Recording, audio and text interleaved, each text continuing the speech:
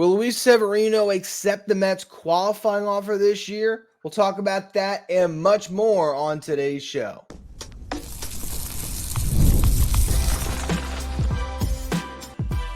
You are Locked On Mets, your daily New York Mets podcast. Part of the Locked On Podcast Network, your team every day. Hello to all you amazing Mets fans. You're watching Locked On Mets, part of the Locked On Podcast Network, your team every day.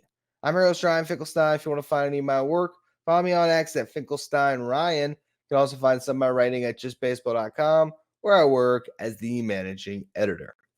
You can start the season with a big return on FanDuel. New customers can place a $5 bet. You'll get started with $150 in bonus bets if you win your first $5 bet. Visit FanDuel.com to get started. And we are officially 6 days removed from the World Series, which is important because there is a 5-day grace period between the World Series and really the start of the offseason, the start of free agency across the board, where every free agent has the same rights to negotiate with every single team. They can talk dollar and cents. Everything is in play now. In that first 5-day window, teams can negotiate with their own free agents, and that is one of the first steps of the offseason. They also have to make decisions whether to extend a qualifying offer to any or none of their free agents, whether they need to pick up any of the club options they might have, and for the players, whether they will accept or decline their player options, as we learn exactly who's going to be part of this free agent class for what now sets up to be pretty exciting free agent period. So, with all that said, let's start things off today talking about the first major news from the New York Mets, which is the fact that they have extended the qualifying offer to not only Pete Alonso, but also two pitchers they signed just last offseason, Manaea and Luis Severino. Now, the qualifying offer is a contract that is set at $21.05 million for next season. For those of you who have never heard of this before, essentially this is a way for teams to give their players a 1-year offer that is at a set fixed price across the game. Every team has this same ability to extend a qualifying offer, and if the player denies that qualifying offer, then the team is entitled to some draft pick compensation. So, the reason the Mets give this qualifying offer to Pete Alonso, and it's a no-brainer, is because he's clearly going to exceed $21.05 million on his next contract. That is the baseline he would make per year. If it was that low when it comes to average annual value, a $21 million contract, Pete Alonso is probably bringing in a 7-year deal at least. So no reason for him to accept this qualifying offer. I think the same thing is true with Manaea, though. I don't think that there's any reason why he would take this qualifying offer, because he could probably get that AAV, $21 million, over maybe a 3-year deal. So why accept the 1-year offer when you could have the multi-year offer on the table, chance for Manaea to really cash in for the first time in a big way in his career? It might be the only time he can cash in this way. He's not going to take the qualifying offer. When it comes to Luis Severino, this was the one real decision the Mets had to make. But since the beginning of the offseason, I have told you guys on this show that Luis Severino likely going to get the qualifying offer. And the reason being is because there's no such thing as a bad 1-year deal in free agency for a big market team with the financial flexibility of the New York Mets. If Luis Severino opts into this deal, all right, one less pitcher you have to acquire this offseason. $21 million is not going to kill you on Luis Severino. Do I think he'll make that this year on the open market? Will he get paid $21 million by the other 29 teams just for the 2025 season? Maybe not. He might not get $21 million per season. But will he get a total guarantee of at least that, if not way more? Absolutely. This is a guy that's 30 years old, coming off a season where he pitched to a sub-4 ERA with over 180 innings pitched, who does have a track record that got derailed just because of arm injuries, because Tommy John surgery that really set Luis Severino's career into a spiral for a couple years. Now looks like a guy that potentially could be an innings eater for the next 3 to 4 years. I think there's a great chance that he gets a 3 to 4 year contract. With that said, you might as well wait for that guarantee that could be coming. So I don't believe that Luis Severino accepts this qualifying offer. But again, if he does, I think that is fine by the New York Mets. What happens when it comes to draft pick compensation? So if the Mets don't sign any of these guys, none of them accept the qualifying offer, they all sign with different teams. Because the New York Mets are a competitive, balanced, tax-paying team, they are limited to what they will receive in this process. If the Mets were a rev share team, which means they were getting part of the revenue share, like the Marlins, for example, they don't make enough money, so they collect as a revenue share team. There would be a whole different set of stipulations on their players and what happens if they sign other teams' players who were offered the qualifying offer. If the Mets were a team that wasn't, getting revenue share money, but also wasn't in the competitive balance tax threshold, they didn't go over it, again, the stipulations would be different. This is the New York Mets. This is Steve Cohen's team. He's going to be a luxury tax team probably every year. And with that said, if a team loses a player when they're over that threshold, the compensation pick they receive is after the 4th round in the MLB draft. There's no exceptions. There's no pick higher. It's just after the 4th round, you get a pick. There is a competitive balance tax or comp pick round that goes after the 4th. So if the Mets lose all 3 of these guys, they'll have 3 picks in that round. Not bad value. I mean, obviously, you'd love to get a first-round pick for losing a player with the significance of Pete Alonso, but can your draft find a good player in essentially the 5th round of the draft, the beginning of the 5th round? Yeah, they can. So I think this was a no-brainer for the Mets to collect some of these picks. The bigger question actually is, are the Mets going to sign a free agent who was offered the qualifying offer by another team and therefore forfeit not only picks potentially, but also international bonus pool money? So this is another way that teams are sort of getting penalized for spending, right? If you are a luxury tax paying team and you sign, let's just say Juan Soto, you're going to forfeit your 2nd and 5th highest selection in the following year's draft, as well as $1 million in international bonus pool money. So every year, teams have a certain cap, the amount of money they can spend on minor league free agents in the international market. You lose $1 million if you sign one of these players that got the qualifying offer. Also, if you sign multiple players who got the qualifying offer, you could forfeit your 3rd and 6th highest picks as well. So if the New York Mets sign Corbin Burns and Juan Soto, they're going to have to give up 4 draft picks to do it. Now, the good news, if at the same time, Sevy, Manaea, Alonso, they all go to other teams, the Mets are going to get back 3 picks that will sort of negate losing all those picks by signing these players that got qualifying offers. Who received a qualifying offer in Major League Baseball? Juan Soto, no surprise. Corbin Burns, Alex Bregman, Max Fried, Willy Adames, Pete Alonso, Anthony Santander, Teoscar Hernandez, Nick Pivetta, which is a crazy one from the Red Sox. I liked Nick Pivetta. Then he got a qualifying offer. You cannot justify giving up draft picks for Pivetta. And Pivetta probably just takes it. $21 million. He's not getting that without the qualifying offer. If he does not accept it, his market is just trashed. So, he's not going to get any real nibbles, I don't think, if a team has to give up draft picks for him. Christian Walker got a qualifying offer, and then you have Manaea, Severino, and Nick Martinez. So 13 different players who got the qualifying offer.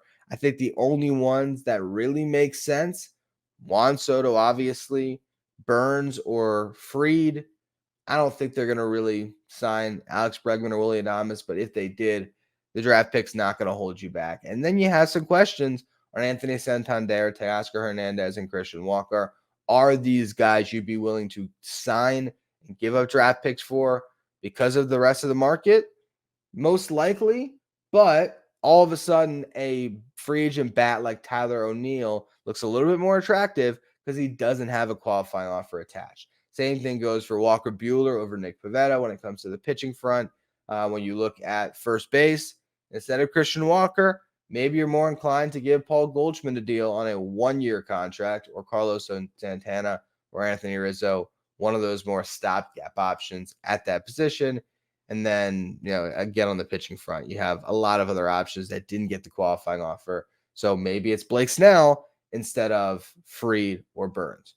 What I want to talk about next, though, is the Mets also had a decision to make on Monday when it comes to Phil Maton. So we'll discuss that, the state of their 40-man roster after this option deadline, and where that puts them entering free agency. We're going to go through it all in just a minute. First, though, a quick word from our sponsors. Today's episode is brought to you by HIMSHims. Your sex life is important, but your schedule is busy. You don't have the time to go to the doctor's office and get treated for ED. Through HIMSHims, you can get a personalized ED treatment without stepping foot outside your door. HIMSHims is changing men's healthcare by providing you with access to affordable sexual health treatments from the comfort of your couch. HIMSHims provides you access to a wide range of doctor-trusted ED treatments like chewable hard mints, Viagra, and Cialis, and their generics for up to 95% cheaper. Just answer a series of questions on their site, and a medical provider will determine the right treatment option for you. If prescribed, your medication ships directly to you in discreet packaging for free. No insurance is needed, and one low price covers everything from treatments to ongoing care. Start your free online visit today at hims.com/lockedon. That's hims.com, HIMS.com/lockedon for your personalized ED treatment options. That's hims.com/lockedon. Products mentioned are chewable compounded products which are not approved by or verified for safety or effectiveness by the FDA. Prescriptions require an online consultation with a healthcare provider who will determine if appropriate. Restrictions apply. See website for details and important safety information. Subscription required. Price varies based on product and subscription plan. Stay up to date with all the latest in the world of sports when you check out Locked On Sports Today, streaming 24/7 on YouTube. If you're watching on YouTube today, do me a favor, hit that subscribe button. Our goal is to get to 15,000 subscribers by opening day. I appreciate all of you who are getting us closer to that goal by hitting that subscribe button. All right, so the Mets also had a decision to make on Phil Maton. He was their one club option of this year.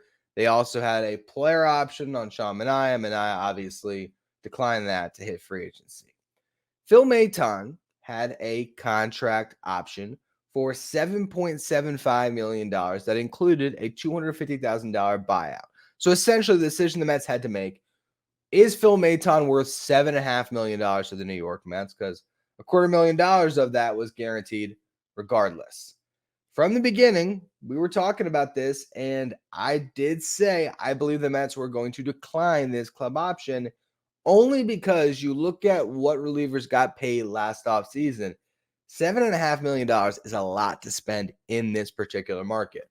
Ryan Stanek signed a 1-year, $4 million deal last offseason. So for $7.5 million, you could probably get two really good bites at the apple of trying to find a quality relief pitcher. Who knows? Maton's market might dry up. You might be able to sign him back for $5 million next year. You really don't know. He was amazing down the stretch for the New York Mets in the regular season. Had a 2.51 ERA with the Mets in nearly 30 innings pitched after getting traded in, what was that? Is it June, I think? No, they got him maybe early July. Got him obviously a couple weeks before the deadline. He was amazing. But in October, he pitched to an ERA over 8. Seemed to wear down a little bit, was asked a lot, especially when Daniel Nunez went down. I still think this is a good pitcher, but I agree with the Mets' decision here to get him off the books for now and just wait and see how your bullpen materializes. We'll talk about in the next segment. The Mets might be able to pay around that if they make a trade with the Brewers to get one of the best relievers in all of baseball. So it makes a lot of sense on that front. Now, there are some players that were not going to be added or not going to be kept on the 40-man roster who had a decision. Do they want to accept being outrighted to AAA, stay within the Mets organization, or do they want to become free agents? Those three players that opted for free agency: Joey Lucchesi, Matt Gage, and DJ Stewart.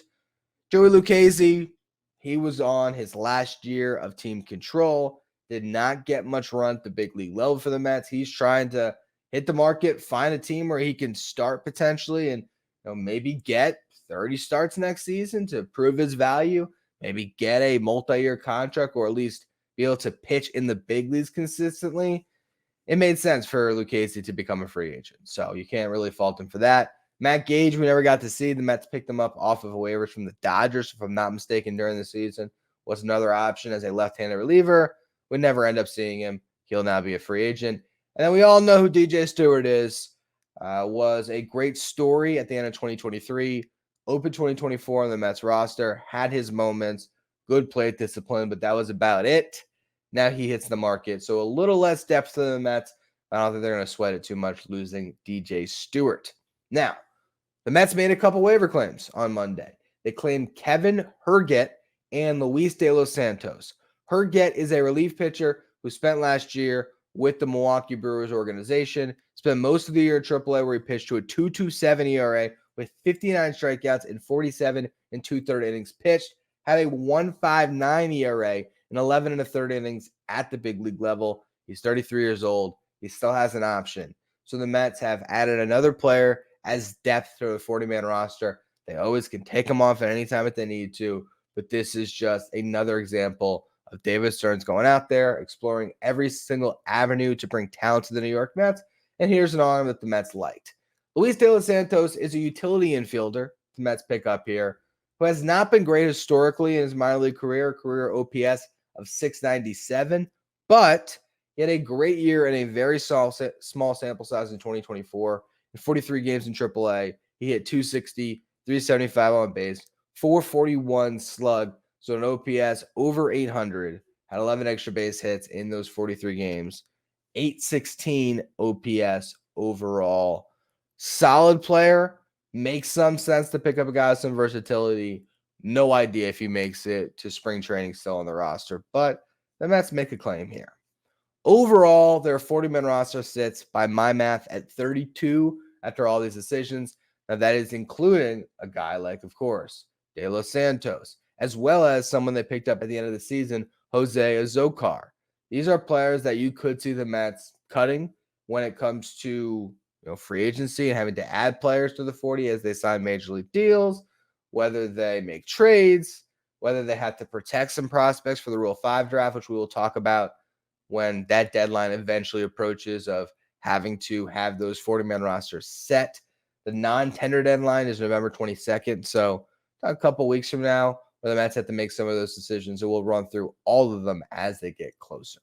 Now, another key date that is tied to all this is the deadline for players to accept the qualifying offer.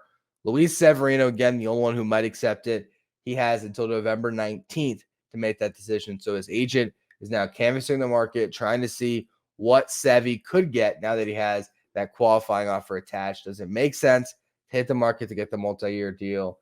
And then ultimately, once he has all that information, he'll make his decision, and we'll know if Sevy's coming back next year, which, again, I don't think is a bad thing. Either way it goes, I think the Mets are in pretty good shape when it comes to where they're at and what they have to do to address this roster this offseason. Question being now, if you look around the league and you see some new free agents that are in the mix or guys that are not free agents, how did this deadline on Monday to accept or decline player options and club options and also the qualifying offer decision, how did this date impact the Mets when it comes to the free agent pool and players they might try to acquire? I'll go through all of that in the final segment. First, though, another word from our sponsors.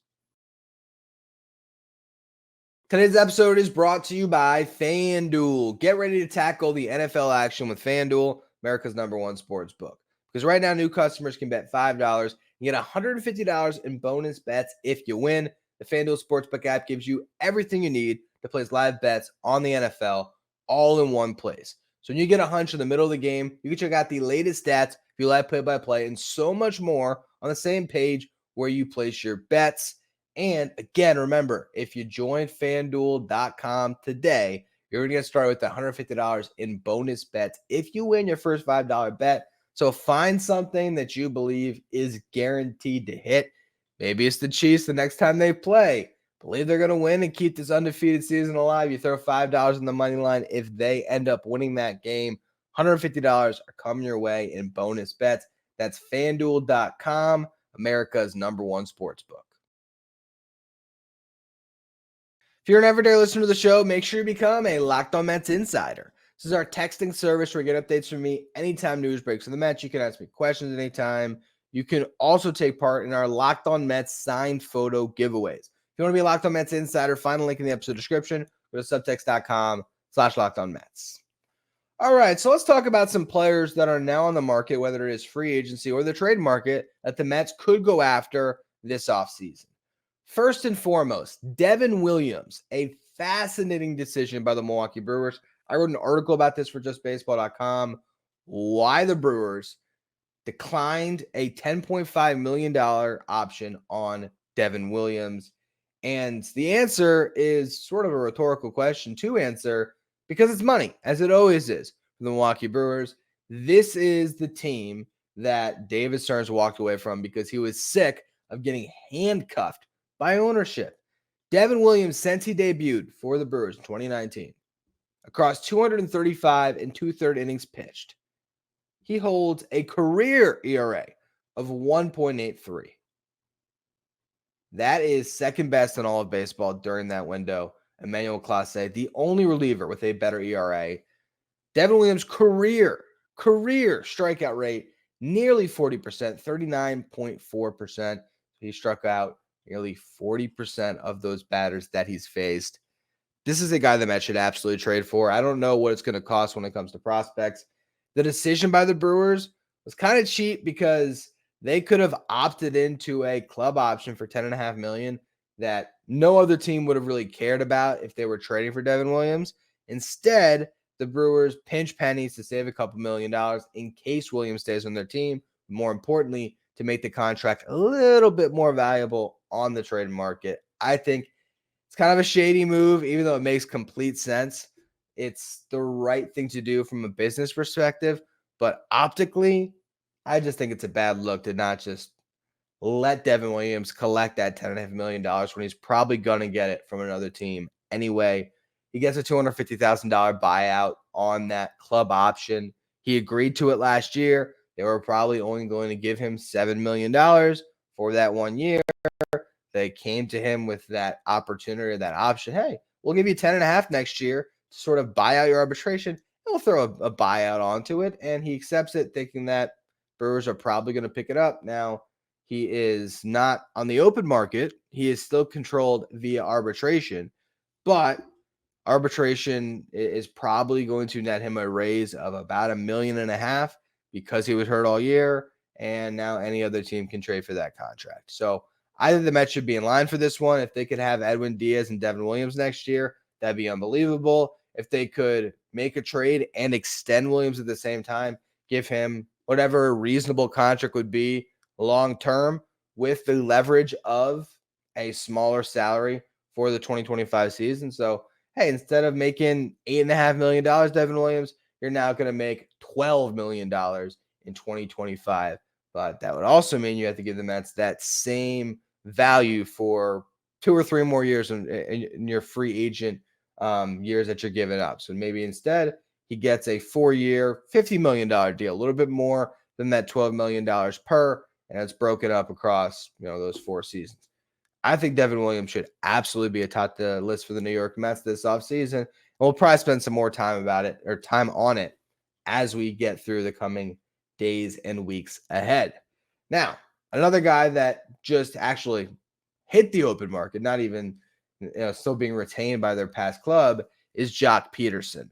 He could be a DH bat for the Mets. 908 OPS for the Diamondbacks this past year, 23 home runs, and 64 RBIs as the strong side of a DH platoon with Randall Grichuk, who's also on the market. I do think Jock Peterson is a sneaky bat if you don't really believe in Anthony Santander as an outfielder, and he could hold his own out there, but your best bet is probably not having him play outfield defense. You can look at Jock Peterson, not give up a comp pick, and get a guy who might even be a better hitter next season. And there's every chance of that. He's probably not going to pop 40 home runs like Santander just did, but he also is going to finish with a higher OPS. So I definitely like Jock Peterson.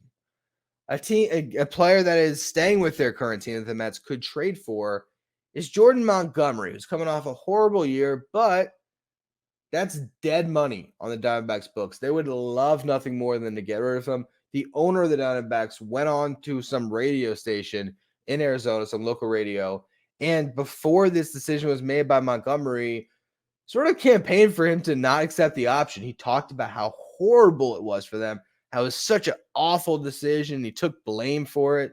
That was trying to make Montgomery uncomfortable, to force him into a bad business decision. Despite changing agents, Montgomery was not naive, even without Scott Boras representing him.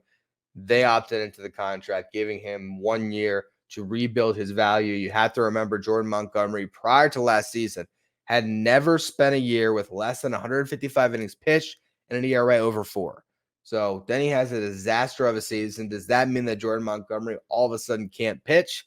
I don't think so. If the Mets can pick this guy up without giving up any prospects in the trade, just taking on the contract, I think that's better than you'd expect. I don't know if I want to pay a full $22.5 million for Jordan Montgomery, but if you were the team that said, hey, we'll take on $18 million of that, and the Diamondbacks have that room to breathe and make other moves to address their roster, I think they do that. And from a Mets perspective, there is no bad 1-year deal. So I kind of like that as just a under-the-radar trade acquisition the Mets could go after. Another one is Cody Bellinger, who opted into his deal with the Cubs that'll pay him $27.5 million this upcoming season. Then he has another player option for $25 million next year with a $5 million buyout. So if the Mets were to trade for Cody Bellinger, they're basically on the hook to pay at least $32.5 million and are only guaranteed to get him for 1 year. Why would I like that contract? Because I did a show yesterday about the outfield and how there's just no options to get a center fielder. Cody Bellinger can still play a good center field. So I don't know if I really expect the Mets to make that trade, but it is worth noting that he is potentially on the trade market. The Cubs have Pete Armstrong to be their center fielder. So now Cody Bellinger is likely a right fielder, which he absolutely can still play that position, but his value is a little bit less in right than it would be in center. Comes to first base, he could also play that, but the Cubs have Michael Busch. So it just feels like long-term Bellinger is sort of obsolete on that roster. They don't necessarily need him. He's more of a luxury item. They could potentially flip him here, save some money they could spend in other places, and the Mets could get a player that would be an upgrade over anyone else they could find to play center field next season. Do I think it's likely that the Mets will go after him? No, but I thought his name was one that was worth mentioning considering yesterday's show and how I really was just drawn to a blank when it came to center fielders the Mets could target. Another one that fits that billing is Manuel Margot, traditionally a very good defensive outfielder, a guy that could hit left-handed pitching well. Do I want Margot on the Mets next season? No, I do not. But a name worth mentioning because there was a expensive club option that has been declined. Garrett Cole is just interesting. I don't think the Mets are or ever were in the running to poach him from the Yankees, but he did hit that open market for half of a second. He declined 4 years and $144 million that he could opt out of. And part of the contract was the Yankees could then make sure that he signed, they don't lose him, by guaranteeing a 10th year on the deal, 5th year on the remaining deal, which would have made it a 10-year, $360 million contract that could have kept Garrett Cole. They were able to come to terms on the original deal. So I guess Boras tested the market, and Garrett Cole wanted to stay with the Yankees. They said, listen, we want you back on that original contract, and he just accepted it. There's been some talk of maybe a rework deal that would add some years or at least a year to the contract. But honestly, that doesn't really make a ton of sense for the Yankees. And it might not make a ton of sense for Cole. It's a good contract for him. He'll stay in pinstripes. Maybe a little bit less money to go around, though, for Juan Soto. Couple more I got here. HIMSHims Kim, a free agent without a qualifying offer. The Padres did not extend him one. He is an option for the Mets if they want a utility infielder, but he's going to cost more than a Jose Iglesias would. So I don't know if he's high up the Mets priority list. There's a lot of teams that could use HIMSHims Kim as their starting shortstop. So I don't know if this is necessarily the best fit for the Mets. But if you're looking at the third base market, HIMSHims Kim is probably the second best free agent that they could sign. I guess third best, because if you're going to move Kim to third, you can move Willie Adames to third as well. And there's Alex Bregman. So if you're trying to address that position, maybe Ha-Seong Kim does make sense. Last two, Blake Snell opted out. He'll be a free agent. That the Mets should be potentially all in on him because he doesn't have a comp pick attached like Max Fried does, like Corbin Burns does. I believe he's going to continue to be a really good starting pitcher for some time. I think he'd be just fine in a big market. Blake Snell, definitely a free agent to keep your eyes on. Also, former Met David Robertson hits the open market. And the only reason why I wanted to mention this, as he declined his end of a mutual option, this guy pitched to a 3.0 ERA last year. It's unbelievable. Here's the more impressive stat. 99 strikeouts in 77 innings pitched. Strikeout rate of over 30%. Pretty unbelievable for a 39-year-old pitcher who's just still out here doing it. I would love to see the Mets sign David Robertson back again. We will see if they approach him this offseason. Anyway, that's going to be all for today's edition of Locked On Mets. Tomorrow's show, I think I'll play one of the pre-recorded episodes, which is one about Pete Alonso and the potential free agent alternatives, as well as a trade alternative the Mets could seek to replace Alonso's production if he does walk and sign with another team. So make sure you are listening to the podcast feed, or if you're listening to the podcast feed, you're subscribed, you follow, rate, review. You make sure you do all those things to support the show. If you're watching on YouTube, hit that subscribe button. Our goal is to get to 15,000 subscribers for opening day. I appreciate all of you subscribe. If you want to follow me on social media, you can do so at Finkelstein Ryan. Follow the show at Locked On Mets. Thank you for making Locked On Mets your first listen, your first watch every single day. Now for your second watch, head over to YouTube and check out the first ever 24/7 streaming channel that's covering everything in the world of sports. Talking about Locked On Sports Today with our local hosts from each team, league-wide hosts from each league. On Locked On Sports Today, streaming 24/7 on YouTube.